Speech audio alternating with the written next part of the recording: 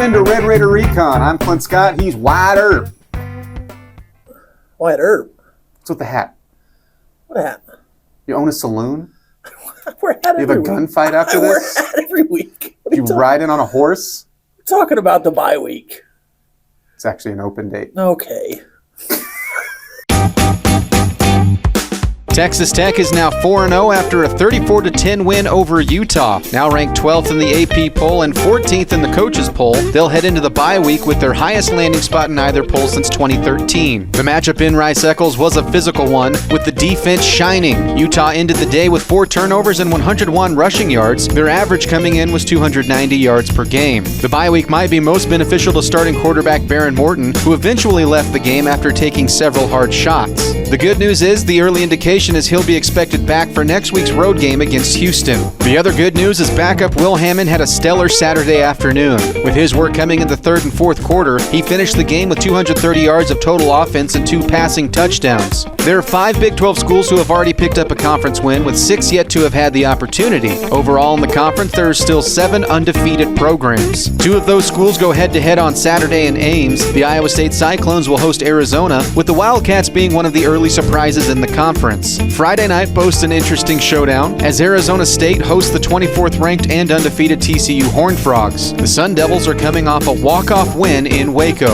Houston at Oregon State is also on Friday. It's the lone non-conference game this weekend. The other conference games feature Cincinnati at Kansas, UCF at Kansas State, Baylor at Oklahoma State, Utah, West Virginia, and BYU at Colorado. The open week will give the Red Raiders a chance at rest and recovery, while also a closer look at their Big 12 competition.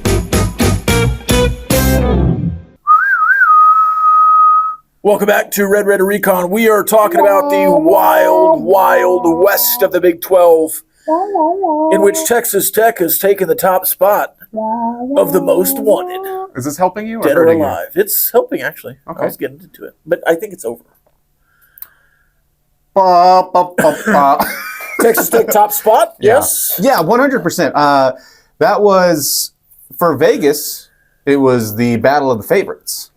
And the way that you won that game in a manner that had more penalties than Utah and more self-inflicted wounds, and then still win that game by 24 points was, I think, the ultimate flex, because there were several times where you didn't help yourself, and in a lot of ways you could, I've seen this a lot, and I agree with it. It's like, well, just imagine if you didn't shoot yourself in the foot so many times, what that score could have looked like.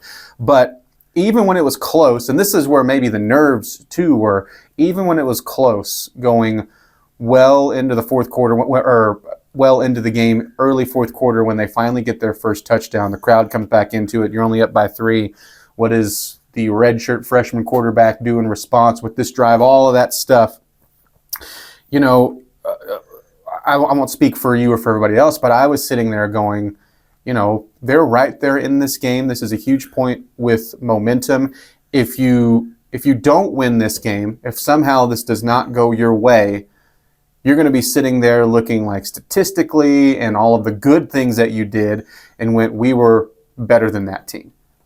Instead, you prove that you're better than that team in crunch time and in the most meaningful part of the game.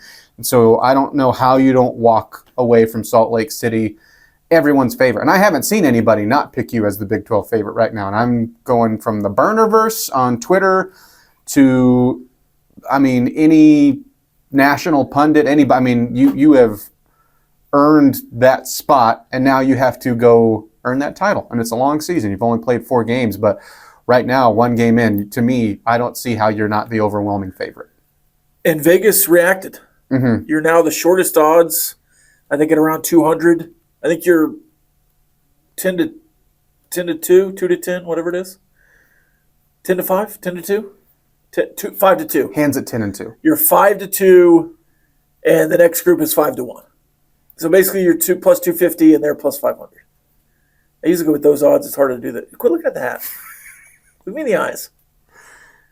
It's hard when you just have a brim right there. TCU and Iowa State, and that's the next group. Utah's right past them. So you are the favorite. I think right? And we'll get to our 3 thoughts and our overreactions. Yeah. But I think right now, without seeing Iowa State last week and them kind of being further back in my mind, I think right now it's TCU, Texas Tech. Texas Tech, TCU, really, but as the top 2. I think I'm sticking with Iowa State. Utah's still up there. Iowa State hasn't worked their way out of my mind from they're in the top 2 spot. It's just Arkansas State and then a bye week. Yes. It's like, all right, let's see you beat somebody again. And they have an opportunity this weekend. Yes. And some good games this weekend. And when we get to that portion, I'm really interested to see, like, when we play a round of, game of interest and we're going through of all of what's caught your eye, I'm really curious to see what that game in particular or where it lines up for you. But I can totally see that. And I'm confused by SMU too. Like, you can look really good against an opponent that I have questions about, and you can walk away with a lot of positive thoughts. But going into that game, I didn't think TCU looked all that explosive for an offense that we expect that to be kind of the biggest strength. I thought it was good. I thought it had been good, but I didn't think it was explosive, and they certainly had some explosive plays against SMU. So, I don't know. Maybe I should say like 2A, 2B between Iowa State and TCU, because I see an argument for both. Yeah. All right, ready for 3 thoughts? First thought. First thought from the Utah-Texas Tech game. You took them to the deep end of the pool and dominated the trenches and outlasted them physically for 4 quarters. Mm-hmm. And against physical teams, which Utah is and has been, you haven't seen that very often. Now, we talked about on last week's podcast and on our radio shows, both Into the Bench and Tech Talk, we posited the question, is Utah's offense thin, or are they just playing their best players? With their linebacker playing tight end, Mm-hmm. their corner playing kind of running back receiver, and their safety playing receiver. Well, turns out I think they're just thin offensively. They're really good defensively, but I think they're thin offensively. So you were able to parlay that into a really tough 4th quarter where you just ran it up on them in a good way. Yeah. So that's my first thought. I think Jackson Benny in particular, I get why you're playing him on both sides of the ball, though, too. Yeah. Because if he can make plays for you, and what immediately washed out of my mind was by the second half, I just completely forgotten about a 60-yard, however long it was, pass that gets taken back because Fano's Certainly, but 10 yards up the but field. do they run out of steam? So maybe both. Yeah. I think it's a little bit of both, but you're thin.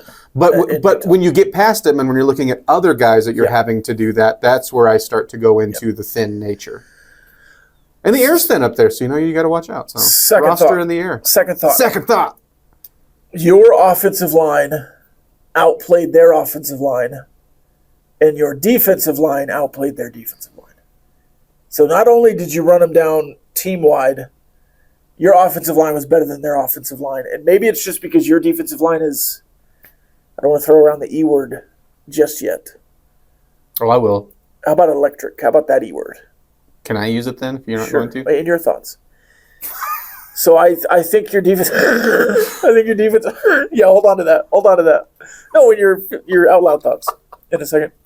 So I do think that Texas Tech's electric defensive line beat them. But if you look at the PFF grades, their top 2 offensive tackles, who are apparently top 32 picks in the NFL draft, graded out a 50 and a 42. A 50 and a 42. And 70 is like average to good. Mm-hmm. So those are bad scores. Lomu got victimized most of the day. And Fano, who had the penalty, and a holding penalty at the end that didn't count because maybe that was Lomu that got the holding. Anyways, really, really good. Third thought. Oh, sorry. Third thought. The hat. It's just very distracting. I'll do it myself. Sorry, partner. Now, we're going to do this as a segment later, Yes. but just to broach the subject, Okay. Will Hammond is the future of Texas Tech football. Baron Morton is the present. But after what we saw on Saturday, it would be beneficial to your team and potentially detrimental to your team to not have packages for Will Hammond and or keep him off the field. Yeah, I agree, but I'll save my expanded thoughts on that for when we get into that conversation. All right, your thoughts? Just real quick, just a question on your second thought. Did you walk away thinking like, oh, Utah's offensive line is no good? Or did you walk away going, you just dominated a really good offensive line, or was it somewhere in between? Somewhere in between, but if we're on a bell curve and one side is Utah stinks and one side is Utah is really good offensive line, I'm certainly in the third percentile toward good. Mm-hmm. I think they maybe are a little overrated based on, like, that did not look like a top 10 tackle to me. But I think it's also like maybe Romello Height and David Bailey are also first-round picks. Going into that week, Gus and I threw out the idea whenever any of these guys, and for either side, I thought the conversation was there, whoever won individual battles, then when you have the Kuipers or stuff on draft day and one of their names get called, that game in particular, whoever won would be in your typical video packages, and I think you're going to see a lot for Red Raiders and not so much for the Utah offensive linemen, who I still think those two guys are going to go.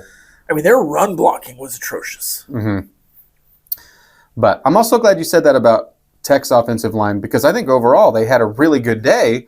Yeah. It's just when you put in the pre-snap penalties and then a couple of standout plays of seeing like, why are we overpaying for this guy? John Henry Daly beat Howard Sampson about as much as he beat John Henry Daly. Mm-hmm. But when a defensive end or edge rusher gets 5 wins out of 50, you're going to remember those 5 wins much more than the 45 wins.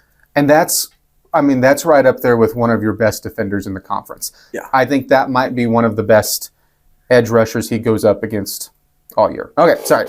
First thought. We just expected your linebackers to be good, so I don't think anyone has done a good enough job in the fan base about building up just how incredible they have been. Yeah. I really think everybody has just been not silent on them. Like when they see something like Jacob Rodriguez wins Defensive Player of the Week for the Big 12, like this week, retweet it, talk about it, all that sort of stuff. But your core and the way that you're running the star, I'm always going to throw Curry in with the linebackers. But Jacob Rodriguez has been, for PFF, the best linebacker in the country. Ben Roberts, I don't know if we've talked about just how much he's progressed from last year and how he has been just, I think, so much better in pass coverage, because that was kind of the big knock for him. And then everything we expected him to be in the run game. And then John Curry, like we talked about last week, is just his nose is in the football every single play. And so I just think that those three I think they're the best 3 in the Big 12. Second thought. When you needed him, Caleb Douglas looked like your most talented receiver in Salt Lake City. He had the one hit his hand, should have. That was going to be a tough catch. I didn't walk away going like, oh, that was a. And by the way, he makes up for it. A play, 2 plays later. I think it was the next play. Yeah. Now he could have Megatroned and saved that first interception, but sure. But that would have been an incredible play. Through pass interference, that didn't get called. Yeah. I just think Caleb Douglas showed out at the receiver spot and made some huge plays for you on some important drives and also some drives that ended up, not mattering. And third thought. For a program and a coach that talks about culture so much, that was the best culture win you've had under Joey McGuire. I think everything that used toughest team wins, all of that stuff shined on Saturday.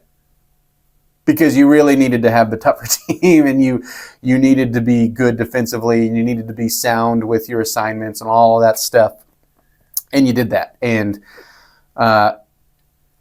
again, I don't mean to keep harping on it, but I'm sure the frustrating penalties don't play into that. But still, in a game where you could have lost and it would have been disgusting the way that you would have gotten there, which, again, you were dominating that game, so I wasn't really worried they were going to, like, all of a sudden go on a bunch of touchdown drives or anything like that. But still, everything that you've talked about with how you want this team to play, I thought that was the best example in a really tough environment.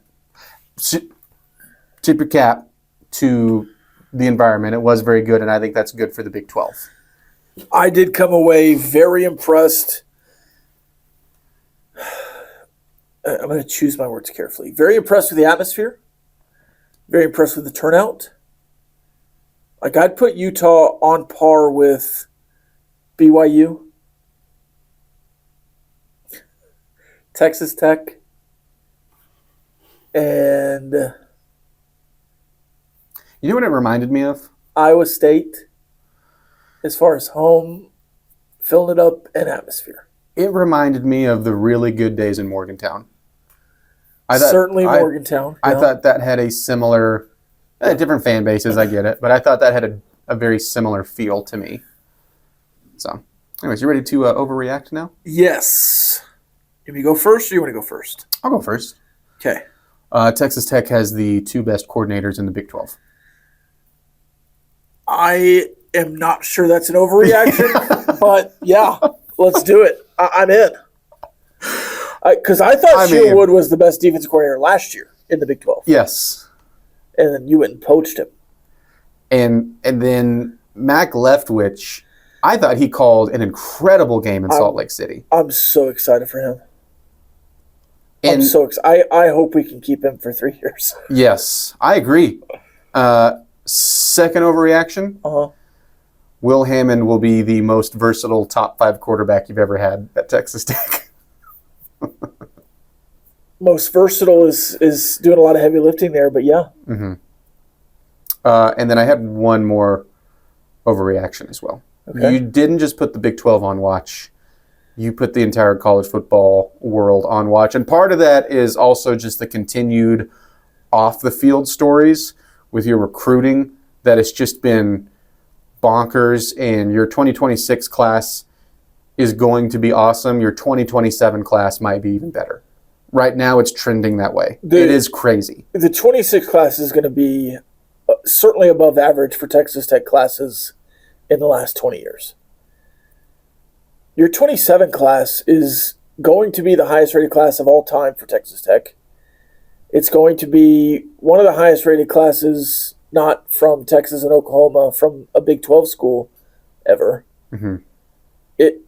You're trending over the next 5 years, Clint, to be recruiting as well as anyone in the country. Now, here's the question of the day. Not the fan question of the day. This is the Rob Rose question of the day. This is the hat question of the day. Are you... Pull it up the hat. Oh, they can't see that. Are they... I was putting the question in my mouth so I could say it. Are they being Texas Tech? Uh-huh. Just follow me here. I'm following. Is Texas Tech buying classes a la Texas A&M that are all going to be gone in 2 years? Or are they recruiting really well and just happen to have a bunch of money to convince guys to surely come? But they're also recruiting to style and play and buy in. That's the question. And honestly, I think it's the latter, but we don't know. And we won't know for 2 years or 3 years.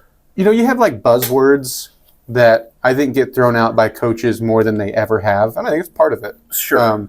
You have like relationships. Yeah. Right? Yeah. And going back to like the culture and stuff like that. Yeah. When you have a coaching staff that believes it and from day. It's not like behind closed doors. It's like, all right, this is where you're going to be on the field. This is how much you're going to get. And then when you're tweeting about that player, like relationships, right? I don't think that's what this is. I think that they've done a good job, and I think that right now the transfer portal class is a great example of this. And this is guys that only have, for the most part, a year or 2 years to go. And so I think that you have been proving that with some of the guys that you have recruited as freshmen and have been trying to develop, and the talent might get better, but you're trying to do it the same exact way. So I'm with you. I would lean heavily towards the second thing you said. But I also get that there could be that fear of that, because that's what's being thrown back at you, right? It's like, what about all those rosters that Texas A&M put together? Okay, well, sign me up to find out. Yeah, I would love to find out. Yeah, and that's where you're headed. So okay, overreactions. I'm going to go more Big 12 overreactions. I was really hung up on the Utah-Texas Tech game. Yeah, certainly, and it was a big one. But I think you covered it, and I'll move on. Did you do all three? Yes, I did. Okay. TCU is the second best team in the Big 12, and Josh Hoover is the best quarterback in the Big 12. Behind Will Hammond. He's the third best quarterback in the Big 12. Yeah, behind Barron and Hoover. Hammond. Okay. Okay. That does seem like an overreaction. Certainly. That's the segment. Yeah. Well, because you said, like, my first one didn't seem like an overreaction. Sure, yeah. Well, I hope it's not. Number 2, I think Oklahoma State bungled the Gundy firing.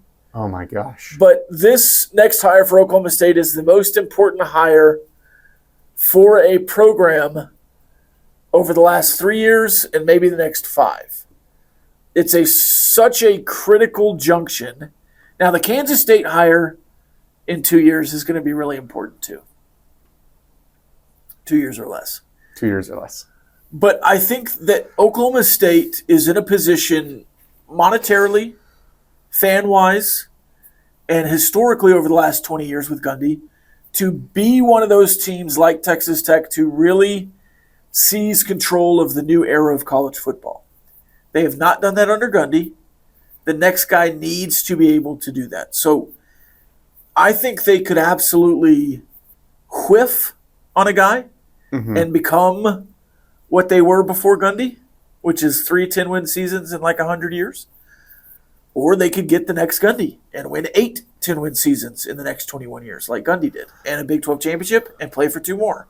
I really like, especially for the big any Big 12 hirings that might have happened in the last 3 years, or might happen in the next another 2-year window, like 5-year window overall, because when you had this conversation, if it's a brave new world in the Big 12, it's open for everybody, right?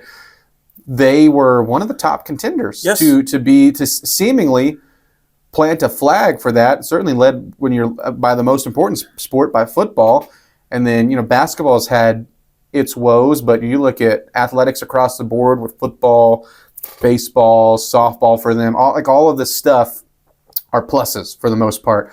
But when you have your biggest money-making sport fall behind, and then also not just fall behind, but have a head coach that says, I don't like the way that this game is played. Yeah. I don't like how recruiting is done anymore. I am not going to take this seriously. And then people joke like, hey, they're going to get, or they scoff when you would joke that you're going to get left behind, and they're getting left behind. And so now they're playing catch up. And so if it goes poorly, I'm with you. I think that they're still in the hunting area of could come right back up because they have the support and facilities, and they do have some notoriety with the brand, and that could turn around really fast. But if it doesn't, if you whiff on this one, I mean, as far as the Big 12 tiering goes year in, year out, that would be a very unpleasant spot. Could be a very unpleasant spot to be. Agreed.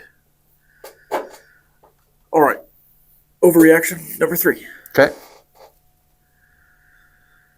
Not only will the Big 12 get 2 teams in the playoff, I think they'll have a top 4 seed with a bye and another team in the top 10. Oh, I thought you were going to say for sure hosting. No, I'm not going that far. Yeah. But I think with the schedules, like let's say TCU and Texas Tech don't play each other. They could both go, let's get crazy. They could both go undefeated. I said crazy. Both go undefeated. And at that point, it's 12-0, 12-0, 2 top 10 teams. Somebody's going to win and go undefeated. They'll be top 4. And then that second team, whether it's Iowa State or TCU or Texas Tech, that loses the Big 12 championship, would they be 12-1? And if 12-1 TCU got into the 4-team playoff, while Kansas State, the champion, was left out, now the champion at 12-1 or 13-0 would be automatically in, and the other team, even if they're both 12-1, would both be top 10. So the thing that I think helps you, one, is we've seen a worse version of that just happen. Now, granted, it was Clemson was not getting in if they did not beat SMU. But you have that where you have the SMU that there's no way they weren't going to get into the playoffs. Yep. Even as someone who was mocking them, it would have been a sham had they not been in that playoff field. I think you would have a better version of that. That's what helps you. What I think hurts you is not the ACC as a whole. It's 2 schools in the ACC, depending on how they play out. If a big branded Miami and Florida State, who are playing really well right now, who they have a big game, if there's something wonky, because I'm not looking over at the Big Ten and the SEC, I think they're going to find a way to get theirs. That's what scares me. Is someone that's in that 10 to 12 range, do they get left out because of something like that? So, I like that. I don't think that's crazy. I'm not sure if that. That's my closest to not being an overreaction. At the start of the year, I picked, because I thought the Big 12 would be better. I picked for 2 schools to get into the Big 12. Into the playoffs, sorry. But they're just like, I'm just trying to think of things like what's the biggest threat to that, other than your team's not taking care of business, So I think if 2 ACC teams get in, because Miami and Florida State both have a shot, right? And I think one of those teams is going to win the ACC, and I don't think SMU is as good as last year somehow. And I don't think that Clemson is going to be in the mix. So let's say it's those 2 schools that are playoff teams. And I think they are. Then you go 2 Big 12 teams and 1 Power 5 team, right? So that's 5. That's still 3 teams for the Big 10 and 4 for the SEC. I don't think that's – I think there's room in the playoff. Oh, I think there's room. I think the committee – because I don't think a 9-3 Alabama this year would get in over – and they didn't last year – or a 9-3 Ole Miss would get in over a 12-win Big 12 team if there's 2 12-win Big 12 teams.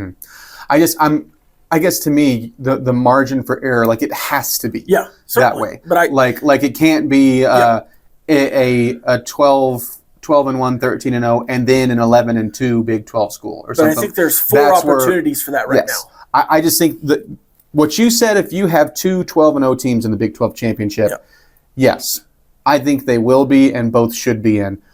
That's going to be really hard to get to.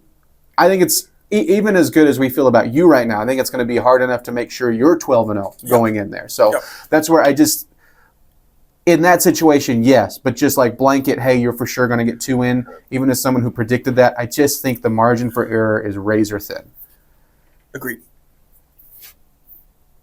I'd like to see I'd like to see that happen. Yeah, we'll see what happens. You want to do some players of the year? Of the week. Would you like to start with your defensive player?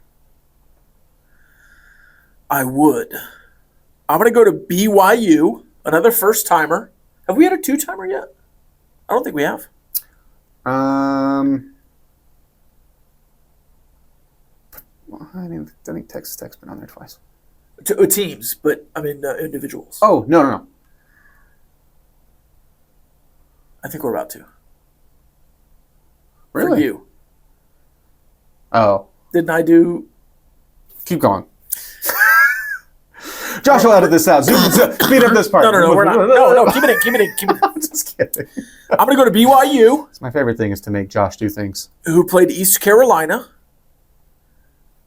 And I'm going to go to Evan Johnson, number 0, who had 6 tackles, an interception at the goal line that stopped a touchdown, and in the other red zone, got an interception that he returned for a touchdown.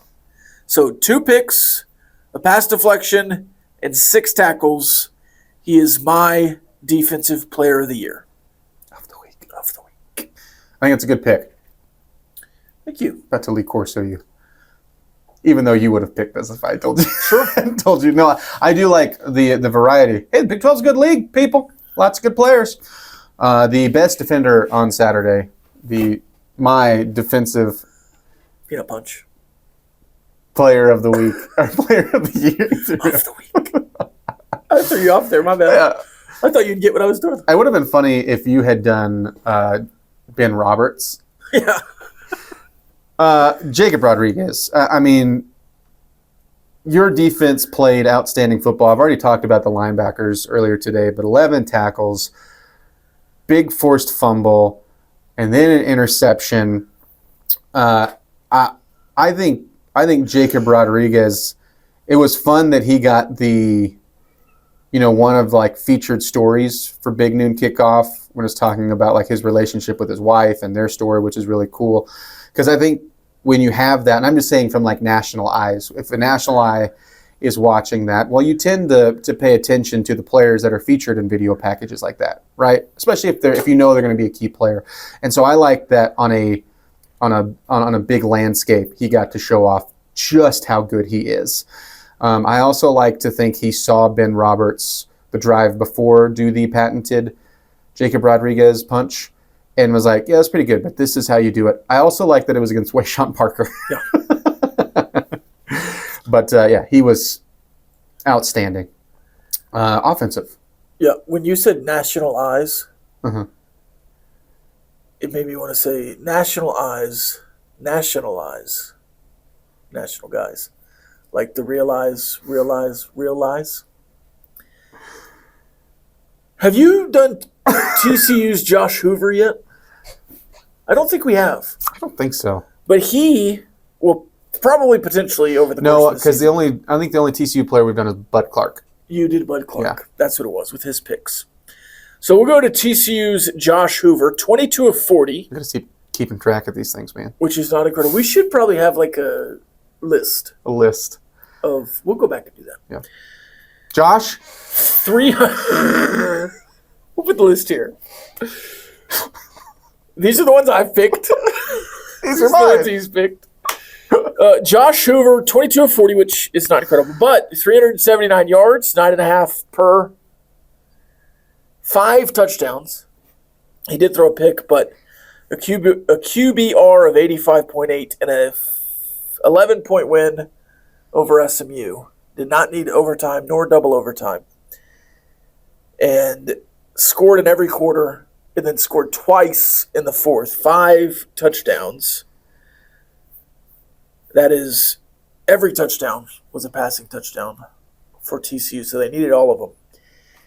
I guess they just needed 4, but big-time performance from Josh Hoover. What do you got? Oh, this, I'll be honest, kind of feels a little gross. We're going to double up Yeah. on the school here. It's honestly been a pretty quiet start to the season for Eric McAllister, a guy who I think he's outstanding. Yeah. He's a really, really good receiver. He could be an all Big 12 guy. He gets a touchdown early on in the first quarter. He's the first scorer of the game. And then when you need him to, the 2 big touchdowns on back-to-back drives. One of them for 70. Yes. And then the other one for 44. And, his first one, nothing to scoff at, was 27 yards. 2 of those touchdowns, including the 70-yarder and I believe the 27-yarder, basically just running, feels just like a slant, and then he breaks a tackle and runs away from the other defender. His stat line of just 8 catches, but for 254 yards because he kept just making the rest of the field disappear, and then the 3 touchdowns, and then you add into it for me that was their biggest win this year, and also they get to take the Iron Skillet home. Will it ever be played again? Who knows? I thought that's a monster receiver line. Monster. Huge. All right. I want to ask you a question there, cowboy. Okay. Partner. Is there, this is the discussion of the week, right? Is there, and should there be a controversy for Texas Tech's starting quarterback? Okay. You asked 2 questions there. I did. I'm going to answer it 4 ways. Ready? You're like one of those, what's the things called? I was going to say choose your own adventure, but for this answer, turn to page 72. Did you ever read those? Yes. So good. I wrote one of those one So time in elementary. I loved them. Yeah, they're fine. A book that makes you make decisions? There were some Indiana Jones ones. They were awesome. Should get an Indiana Jones hat next week. This is a custom hat, by the way. I'm not making fun of it. I like it. You're pulling it off. Shout out to Flint Boot and Hat, no free hats. Or, well, it wasn't a free hat, I guess. It's just an old campaign. Anyways. You know, they say roofing is like the hat on a house. Shout out to Cantex Roofing. Sponsor of this here podcast. 4 answers. 4 answers. First answer. First answer. Inside the program, Yes. there should not be and is not a quarterback controversy. That's 2 of the answers. I double did it because I didn't want to take forever. So should there be? No, inside the program. Outside the program, no, there should not be a quarterback controversy. Baron Morton has won a lot of games at Texas Tech, has performed well at Texas Tech, is healthy with his shoulder. Now, he might have been concussed in that game due to a non-targeting that 2 years ago certainly would have been a targeting. But they've changed the rules. So, should there inside, outside? No. Is there inside? No. Is there outside of the program? Absolutely. And us just talking about it right now is feeding that. The radio shows around the Big 12 that are talking about it are feeding into that. Twitter is. Todd McShay, draft analyst for the NFL a long time, basically said Will Hammond was Tom Brady in a podcast this week. Which is really funny. Just objectively about. Joel Klatt and Gus Johnson were gushing over Willie the Whip, which we cannot let that catch on. That cannot be his name. No. It's not. It's Wheels Hammond. The team calls him Wheels Hammond. Somebody the other day called him the Will Deal, which I thought was incredible. So you go Wheels, the Wheel Deal Hammond. We had a couple of Bill the Butchers. Anyways, yeah. Outside the program, it's inevitable. There is a quarterback controversy. In the fan base, it's inevitable. There is a quarterback controversy. You cannot avoid it. As soon as Baron Morton struggles in a first quarter, there's going to be calls for Will Hammond. Now, I don't know that Texas Tech fans will go full Tim Tebow and put up a billboard for Will Hammond, but there's a really big billboard over there on Raider Park that could be Bill Hammond's face here in a couple weeks. So, do I think there's a quarterback controversy? No. Do I think inside the program there's a quarterback controversy? No. Is there one? It's natural. There absolutely is one in public perception. Can I say, because we've been here before, and I'm not saying this is everyone loves the backup. Yeah. We have been in that conversation before. Sure. We were in that conversation 2 years ago. Every year with Tyler Shuck. For you and I that have lived on this side of a chat line before, I will say, to me, are there some, like in the fan base, doing that? Yes. I don't think it's as bad as I thought it was going to be. Certainly not in our educated, well-versed chat line. That's always right. But I'm honestly a little surprised. In the world, but yes, when you have, especially when you have like PFF sharing, hey, here was the best graded offensive, and then you have people who haven't watched a Tech game all year before that, like, oh, why don't you throw it? Like all of that. Offensive Player of the Week. Yeah, and then when you have Gus Johnson and superstar Megamind Joel Klatt going like, well, this guy. Sure. So I understand that, but I'm honestly surprised and a little bit proud of like the fan base. I don't think it's as bad as I thought it would be. Now there's still what I've seen more. Go ahead. You were pointing? No, I was just gonna say comment below if you think there's a quarterback controversy. Yeah. Well, what I've seen more of, and this is where I think it could be a true controversy down the line, is and part of this. Okay, first off, I think a big reason why. First off, Coach McGuire put this to bed before it was even a thing. After the game, and I'm forgetting if it was in his directly after the game radio interview or if it was in the post-game interview. It might have been both. He probably doubled down. My guess is when we get the interview from him this week, that's going to be one of the early questions asked, and it's going to be the same answer. Yeah. I think he used his words in a very exact manner and in a very precise way where he said, Barron is the standard. And one of my favorite things that I love about Will Hammond is he knows his role. And you want guys that know their role, and he's the backup quarterback. And from how we started today, one of the things we talked about already early was I'm with you. I expect Will Hammond to be on the field this year. And I think that was going to be the case anyways. I mean, they know that you do have a little bit of offensive diversity that you have with him, right? There's no way around that, right? Yep. He does add something else that Behren Morton just doesn't have in his game. Is Behren Morton Chris Leak coming back to Tim Tebow and Will Hammond's Tim Tebow? I don't think so. I don't think it's that. I don't think it's to that point. Ask me again in 5 weeks. But Chris Leak started every game and won a national championship. And Tim Tebow came in for packages. I don't know. Will Hammond is a better thrower than I'm not saying that Will Hammond is Tim Tebow. I'm just trying to think back to that situation if I think it's the same. Because everyone understood Chris Leak was the starter. I'm trying to go from the fan base side. Yeah.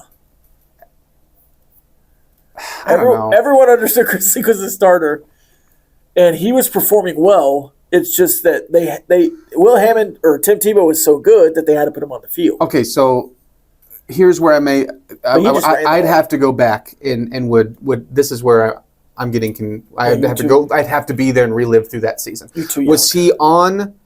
Well, I don't remember if he was in every single game. That's how I remember it. Like every single game, you had a Tim. That's a good question. You had a Tim Tebow from the start of the season. Yes, and this is where I'm trying to remember because I don't think you'll have that from Will Hammond. Will Hammond has played in every game so far. That's another thing, though. When we were at Texas Tech, right, in the last 5 years and complaining about the backup quarterback and getting the backup quarterback in there, Behren Morton didn't struggle with Stephen F. Austin this year. Right. He didn't struggle with Houston Baptist Christian this year. He didn't lose at Wyoming, right? He didn't look awful for 2.5 quarters and only move the ball when he started running it against Wyoming. He didn't throw the ball to the other team on a game-winning drive against Oregon at home. So, in some ways, I do understand some of the if there is, and I really haven't seen it as much from Tech fans. It's just from the rest of the Big 12 fans and John Kurtz is out there on his Big 12 newsletter saying this has got to be done. So I don't know that inside the fan base it's going to be like this, but certainly around the country, as soon as Baron Morton struggles, there's going to be calls for Will Hammond. But there's nothing that Baron Morton has done to this point to lose the job. Right, and I understand that you're watching well, let's see what happens when they play somebody, and the first time in their minds when you play somebody and you're on the road, it wasn't perfect by any means. And, I mean, it was a day to forget for Morton. But you're going to have games like that. And this is my question to those that would say that to the Nat. Like, as soon as you bring in a redshirt freshman and he struggles in a half or struggles in a game, well, are you just going to go back and forth and go, okay, well, now we got to pull him out. Let's put in Morton. Because that's just not how you find any offensive consistency, right? Right. And from the get-go, that half in Utah, from everything that you worked for from the spring, which you also saw Will Hammond with the ones, by the way, that you worked through with the summer, through the fall, to get this where this is, hey, offensively, Baron, this is your team. Defensively, Jacob Rodriguez, this is your team. Like, that just washes away everything you've tried to set up from a coaching staff, right? Now, again, I get if he has a time where he's just, is costing you a game, I don't have an issue at all at that point, but to, take a look at Hammond and see what he can do. But you're not at that point. You're not even remotely at that point. And for Baron, I think the biggest thing for him is I really do believe you were wearing down that defense. They were exhausted. I think you would have put up points with him had he stayed in the game. You have to give yourself a chance to stay in the game. Yeah. That's my biggest thing with him is the interception to Douglas, not a good ball. The interception to Aiken, how many times if you throw that same ball 10 times does Aiken come down with it? Or nobody comes down with it. Could it have been thrown a little bit better? Sure. Yeah. But still, I think that was a good, and that's what we're pulling on, right? Even the Douglas interception, that had to bounce perfectly into the other guy's. Yeah. Like, that's an incomplete ball to 9 times out of 10. I was still walking away thinking, like, you were going to put up points. And by the way, you got the run game going. And also, the biggest thing, what happened when you went on 4 straight scoring drives? The crowd left. You stopped having penalties. Oh. You stopped going way behind the chains and forcing yourself into obvious situations. Right. But for Baron, after you take the first shot where you got to leave for a couple plays, right? I understand that this is hard if you're a competitor, and I want that fiery guy in charge. I want that fiery guy as the quarterback. But when you're 5 yards away and there's no chance of running a guy over, why are you doing that? Slide. When you're also in because what did he take? 3 unneeded shots, 2 unneeded shots, and eventually they build up. Yeah, the one in the first quarter where he just runs over the guy. It's like, run out of bounds. Yeah, that's where... On the one he got hurt on, even if he slid, he probably gets popped anyways. It's just targeting. Jalen Daniels slid and got rocked. Yes, but you still have to give yourself a chance. To me, when it's built up like that. Because quarterbacks get hammered every week getting sliding. Because he was not right. He wasn't close to 100% after he came back in the game. Yeah. And then at that point, you are costing your team, right? If you're not allowing your body to even be as close to 100% as possible, close to the playmaker that you can be, because you're taking unnecessary stuff like that. That was my biggest thing for him. But again, that's just a roundabout way to come back to, he's your starter. Now, here's a question. Is there a quarterback controversy in Barron's mind? Does Baron feel the need to run the ball and be tough in the run game because he knows that Will Hammond's part of Will Hammond's game is better than his in that respect? Or just to, I'm not saying this is or isn't the case, but I could see a world where you've had all summer and the entire offseason ever since this team was put together, the expectations that they're well aware of because they're talking about it, and they need to. I like that they're not shying away from it, and they're like, oh, we're really good, we'll see what happens. No, they're like, hey, we have a championship expectation. I could see a world where if things aren't going right in a game, if you put too much pressure on yourself to do that you start pressing. Yeah. And then you start rushing yourself into, I have to make a play every single play. Yeah. Like Which is where the interceptions came from in my mind. Yes. And so I think that getting out of that mindset is probably easier said than done. And again, I don't know if that was the mindset or if you just had a couple of mistakes, or if you were playing against a really good Utah defense. Whatever it was, I didn't walk away going from Utah like, man, everything we thought about Morton was wrong, and you can't win with him. I think you 100% can win with him. And like I said, I haven't seen as much like from the Red Raider fans, we have to make this switch now, or Morton isn't the guy. What I have seen is I understand he's, like word for word, text I saw yesterday was, I understand Morton is the starter, but if he costs us the game and the coaching staff is unwilling to put in Hammond, that's where I'm going to be pissed. And I don't think they care. The coaching staff wants to win too. And I hope we don't have to find this out. I hope you don't get into a situation like this, because I still think you played a top 5 team in the Big 12 on the road in one of the better environments and found a way to win. But if you get into that situation, I don't think this coaching staff, and I don't think, we say, yeah, Joey McGuire because he has the final say, but I also don't think Mac Leftwich, who's going to make that call first, is going to hinder the team from winning. Yeah. I just don't think that's the case. Will you close your eyes quickly for me? Just close your eyes. I want you to build Mac Leftwich's... I didn't really think you closed your eyes. Build Mac Leftwich's perfect quarterback in your mind. Who does he throw like? How does he throw? Can he run? Is he a pocket passer? Is he an athlete that can move around in the pocket but doesn't necessarily look to run? Does he have designed runs? What do you think Mac Leftwich's perfect quarterback looks like? I think first I'm going to go non-physical. I think you want a guy that's aggressive. I think he just fits. Yeah. His offense fits an aggressive quarterback. Can throw the deep ball. It fits a quarterback that can push the ball downfield. It fits a guy. I do think, a quarterback that you can use in the run game is something we've seen him use in the past. A couple of his other quarterbacks that he had at Texas State, that they were way better at running than they were throwing the ball. But I think, if you're doing perfect quarterback, it'd probably be, if you're being honest, not just for this offense, perfect quarterback for everybody, because it's a guy that can move. It's a guy that can make good decisions. If he does have to move, it's a guy that can spread the ball out. It's a guy that finds the open target, and it's a big arm. And then the biggest thing is it's a guy that comprehends everything you are wanting to do schematically, whether it's the play that's being called right now or a guy that understands why here in a couple plays probably what's about to happen with a play or two in advance. I think that's the quarterback you want. So pretty much a national championship quarterback. Pretty much the best quarterback of all time. I think Baron Morton hits a lot of those notes. Mm-hmm. But it could be that Will Hammond hits more of them.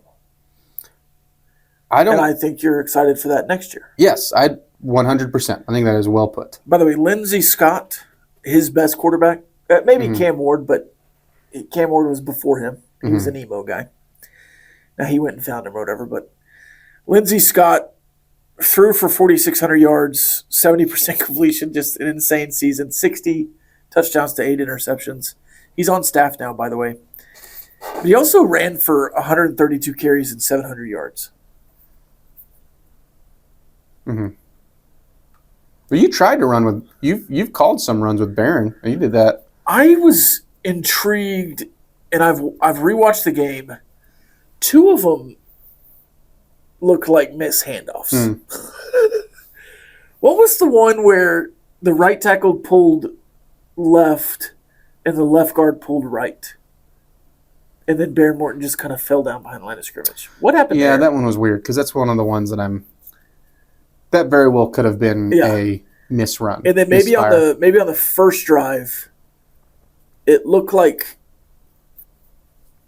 it looked like Barron pulled the ball on a read option, but it looked like he was surprised that he still had the ball. So I wonder if the running back just didn't clamp down good enough. And it looked like not a designed power. I will say when in my mind you tried to run it with him. Yeah. It was always like that. It felt like there was an option there, and I thought you were going to touch me. arms just. You tried. I'm just stretching out. To do it. What are you doing? Anyways, yes. Yeah.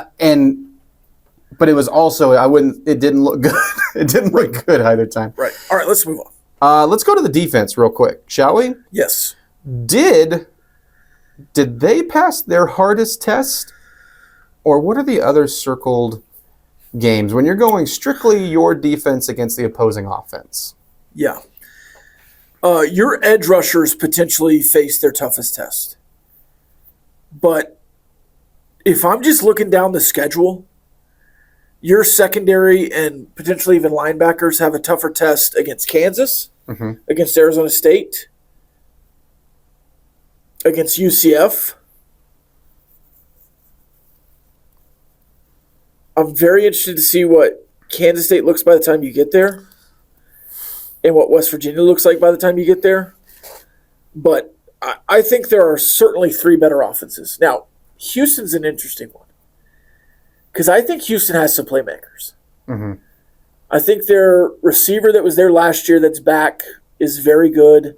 And I think they have 2 running backs in Snead and Connors that can move the ball. Now, their offensive line is injured and thin. So I'm very intrigued to see what the defensive line looks like against Houston. But Kansas is better offensively than Utah overall. I think Arizona State is better offensively overall. Certainly 2 better quarterbacks there. I think Wegman potentially right now is better than Dampier. And then BYU, just for the fact that I think they're a solid running team, and Bear by that time could have some experience, Bachmeier. So I think there's 3 or 4 teams that are better offensively than Utah. Now, your offense might have faced its biggest test. I think Utah is also right there. I think BYU is also right there. But right now, I think Kansas, Arizona State, and BYU are the big tests. UCF is also another test just because of the athletes they have. Yeah. But the defensive line faced their toughest test and passed. I'm going to throw out some descriptions because I think the 4-game stretch that if you say started against Utah offensively is really, really interesting because this is how I would label each of those offenses. I would say Utah is the most physical. I would say Houston is the most unknown. Kansas is the most explosive. And Arizona State, championship pedigree. Sure. Guys that just know how to win big games, and you saw that in Waco. And I think, to be fair for Arizona State, they're waking up a little bit. Now, the other side of that is I would also label their defenses that way, almost like it's a team identity or something. Yeah. But I'm with you on the defensive front. I think the Kansas offense is interesting because the reason I went with the most explosive is because it is not, even in a big win against West Virginia, even in a game against Missouri, at Missouri, where they put up some points and moved the ball. I just think it's inconsistent. They're streaky, yeah. Yeah, and so it's like with that offense, defensively, it doesn't feel like, for anybody in the conference, it's like it doesn't feel like you're just going to keep them down forever, but can you survive a 14, 10-point, quick scoring push or anything like that? And they might do that twice in a game because that's kind of what it feels like if they just keep knocking, boom, there's a 40-yard play, there's a 60-yard, whatever it is. And they've made a lot of plays in the special teams as well where they're doing the same things because of the athletes they have. And then Arizona State, I mean, what they did, what Sam Leavitt, his stat line, if you're just looking at that, is not going to show you the game that he had because he made more Sam Leavitt plays of what I thought he was going to look like this year in Waco. That's kind of the Arizona State, not that I've been like rooting for, but that I've been waiting for. Right. And then same thing with Jordan Tyson because I think he finished with, it's certainly under 80 yards, maybe under 70. and around 7 catches, but you look at the couple that he does on a big touchdown drive, the actual touchdown he catches, and then to tie the game, a 2-point conversion that they go to him. That was really impressive. And so for them, I think that they're figuring out ways to win games now. It's early, but they're at least starting to look like they're figuring out how to win games the way that they won games last year, which that is the team that when you're leaning on your defense and you're staying within the offense, and then when you need Sam Levitt to go be special, whether it's a pass or a scramble or something like that, making something out of nothing, using his athletic ability, when that guy is there, that's the Arizona State that's really hard to beat and is never out of a game. They're hard to blow out. They're hard to pull away from even if you have a lead, and that's what Baylor found out. And that's what a lot of teams found out last year in that stretch that they won a bunch of games. So I think that will be an interesting test. And then Houston, I don't feel like we're going to know anything about them, even though we'll have seen them play 4 games, including a conference game by the time that you get there. This week they're in Corvallis. It's a Friday night. That Oregon State team is not very good. We could overreact one way. I mean, if they go up there and win a struggle or win a game within 14 points, we're going to be sitting here like, we're about to blow this team out by 50. Yeah. I think Houston and Utah are very similar. I'll just say that. I think they're better defensively. Mm-hmm. They're sound football teams. They're not going to make a lot of mistakes unless you force them with a punch or two. They're going to punt when they need to. And I think Houston might be a little more explosive. But Utah looked explosive until you played them. And they hit the big play without Spencer Fano. So what if I said that Houston looks like they might be a little bit more consistent with the big play, but Utah looks a little more rough to go against? A little more physical. Plenty more physical. I think you're downplaying Willie Fritz. I think Houston's a physical football team. I don't think that they're not going to try to play physical. I think Utah has the players to be a little bit more physical. I think Houston, absolutely, that is going to be in their MO, and I think that's the best thing for them right now. And I would say Willie Fritz and Kyle Whittingham probably share a lot of the same ideas on how to play the game of football. I think those two teams look really similar. I'm excited to see Houston and Oregon State. Me too. You want to go into some Big 12 games? Let's start with this. Let's just take a quick peek back at the weekend. I want you to rank. Take Tech's game out of it. If you ranked the Big 12 wins top 3, how would you rank them? Because it's a Big 12 game of contenders, Arizona State, number 1. Mm-hmm. That's my number 1. Off the top of my head, because I wasn't prepared for this. Sorry. TCU. It's my second. Over SMU. And then let me just make sure, because I think we'll go 3 for 3 here. I did kind of throw this on you. Oh, that's all right. Let me. We're fine. Josh. If Brendan was here. Josh, play some music. Okay, tied between 2. Oh, okay. I think Kansas hammering a Big 12 team was impressive. Even West Virginia, they just beat Pitt, but I did not expect them to go on the road and perform well. But you beat them by 31. Mm-hmm. That's good. The other one's UCF. I think North Carolina is hammered dog water. They're very bad. But for UCF to do that and how they did it and to win by 25, I think that's really impressive. Because it was unexpected. Kansas was expected. UCF's dominance was unexpected. Mm-hmm. I mean, it was 20-3 at halftime. Now, I didn't think North Carolina would go and beat UCF. I picked UCF. I picked them to cover the touchdown. I thought UCF would win that game. But to just continue to look explosive, and Tavon Jackson has looked better than I thought he would. Yeah. And Nixon is a weapon on special teams and offense.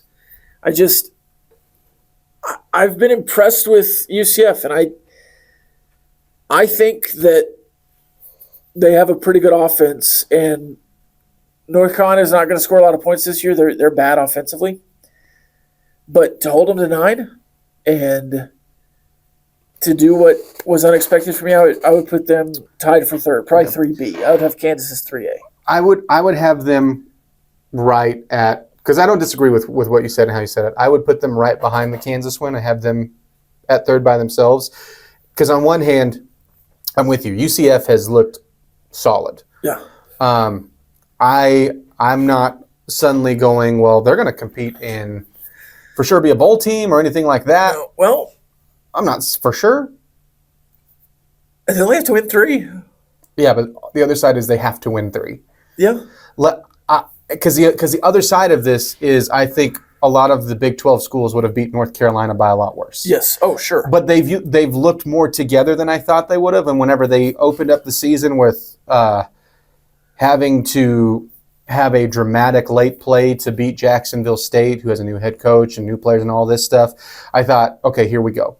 And then they pound whoever their FCS opponent was, and they committed to running the ball in that game, and did a lot of old Scott Frost things that he wants to do, and that looked just functional, which was a step up, right? And so I think on one hand you give him credit for sure, and I think you saying the surprise factor is the biggest thing to me. Yeah. And I do agree with that. So let's play a game of interest now, shall we? I'm going to run through these games. You tell me what's the most interesting Big 12 game that you have your eye on. Let's start with Baylor against the. Do we know the interim yet? Is it Meacham? I mean, we're recording this an hour after Gundy has been let go. I have not seen it specific. Not that it matters. Baylor at Oklahoma State against. I mean, let me get the second option. Oh, I see what we're doing. We did this last week. Okay. Yes. Okay. That game or UCF at Kansas State? UCF, Kansas State. UCF at Kansas State or Cincinnati at Kansas? Cincinnati at Kansas. Cincinnati at Kansas or Utah at West Virginia? Utah at West Virginia. I'm doing this right. I was trying to climb up the ladder. Yeah. Utah at West Virginia or BYU at Colorado? Utah at West Virginia. I should have flipped that one. That game or Houston at Oregon State? Utah, West Virginia. Just because certainly next opponent, common opponent, that's an interesting game for Texas Tech fans. But as far as the Big 12 goes, West Virginia and West Virginia could be two different teams, home and away. Mm-hmm. They could be potentially lose on the road to Ohio, beat Pitt, get hammered on the road. Utah. They could be a little Mr. Jekyll, Mr. Hyde. If Utah is coming off an emotional loss at home, mm-hmm. and they cross 3 time zones to get over to West Virginia, what's that line right now? Right now, it is Utah 13 and a half. Well, I think like Utah, are they flat because they just got the emotion beat out of them? Did they get humbled a little bit? Are they hungry? Yeah. Are they? A lot of questions there. Are they? Because they played in a physical matchup too. Like on one hand, I was like, I'm kind of glad that this is a bye week because I do think that was for a lot of that game that was a dog fight, and so it's probably good to rest up a little bit. For them, they don't get the luxury; they have to travel. I'm worried about Utah's offense because they're having to play so many defenders, and they just don't have. I don't think Wayshawn Parker's very good. I think there are other guys better, but they don't give them a lot of carries. Mm-hmm. So, but Rogers, McCary Rogers. So let's go Utah, West Virginia. I think that's more interesting. All right. So I got 2 more. Which one do I want to do last? Let's go TCU at Arizona State. That one.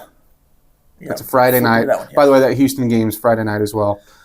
I think we've been, for the most part, I would have flipped. I'm really interested in Houston and Oregon State. Yeah. The next opponent does. Certainly, I will certainly watch all of that game. But for the most part, I've agreed with your ladder. Okay, and because you asked most interesting, TCU, Arizona State's the game of the week.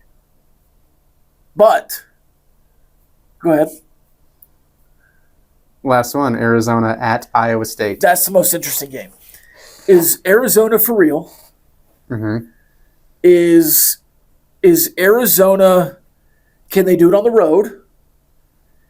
Now, they already beat a Big 12 team, but out of Big 12 play, and it was Kansas State, who we all think stinks. But is Iowa State for real? Are they going to go beat them by 2 touchdowns, 3 touchdowns? This line is only 6.5. What's impressed me the most about Arizona is they've been playing a defensive brand of football, which is not what you think of with like Fafita. And he's been good, don't get me wrong.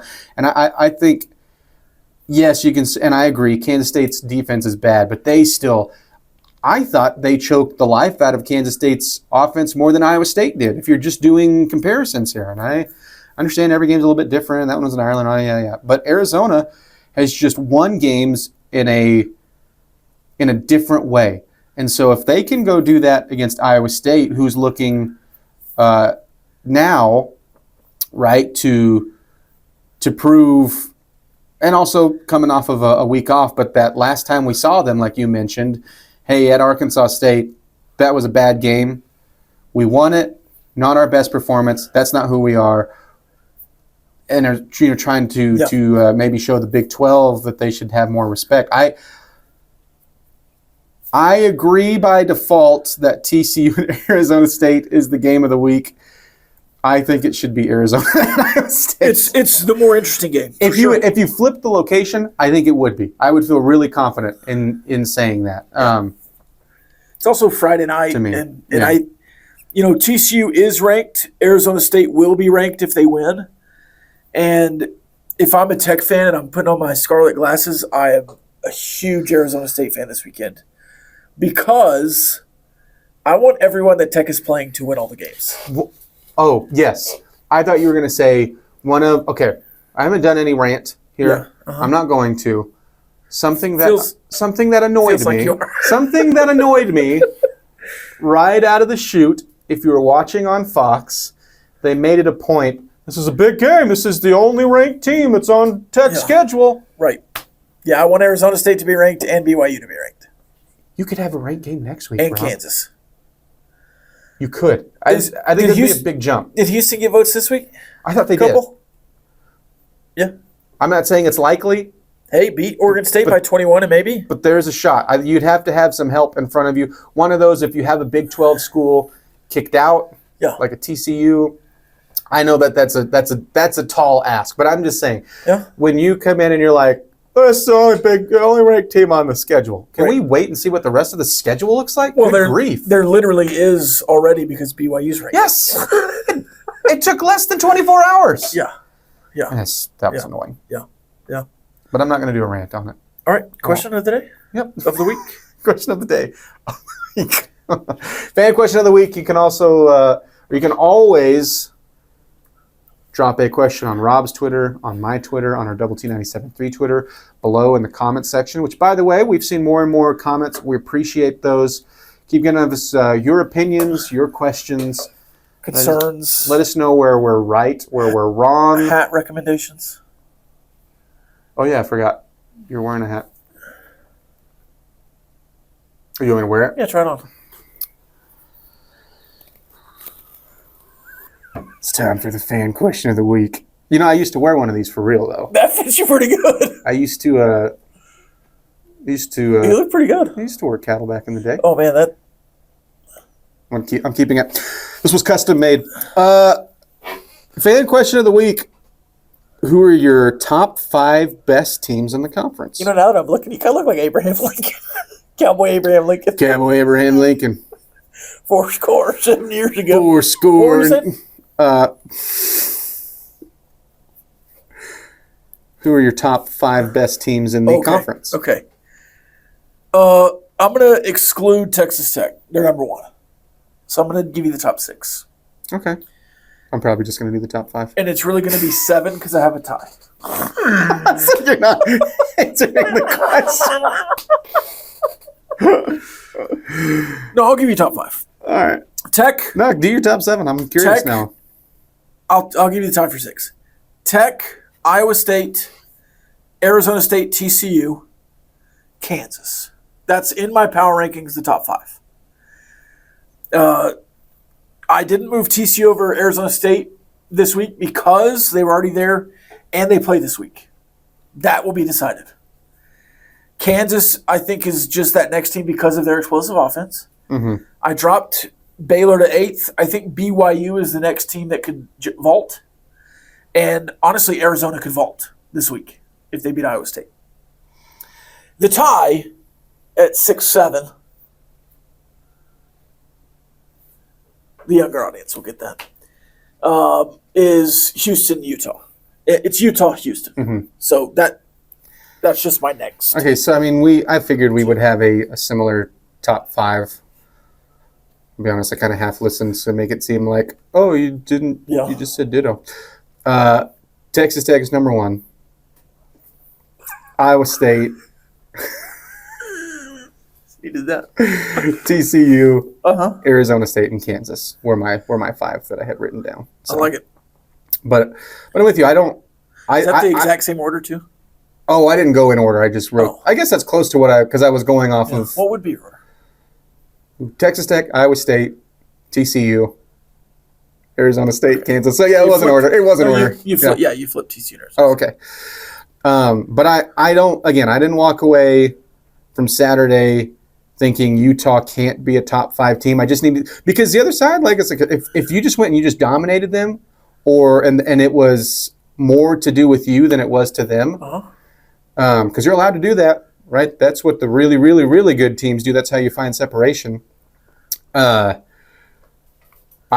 don't necessarily think that Utah can't be right in that discussion. So I'm with you. They're hanging around there. Houston and BYU are the other ones hanging around there. And then my kind of, let's wait and see team, but I'm really intrigued by, like we just talked about, would be Arizona. I mean, if they even look good against Iowa State at Iowa State, like if they lose a close game, I'm going to walk away thinking, all right, there's some substance there. Yeah. Yeah, all right. That was our open date showing. I was tweeting you in a cowboy hat. Doom, doom, doom, doom, doom, doom. You're not getting this back, by the way. See you next week.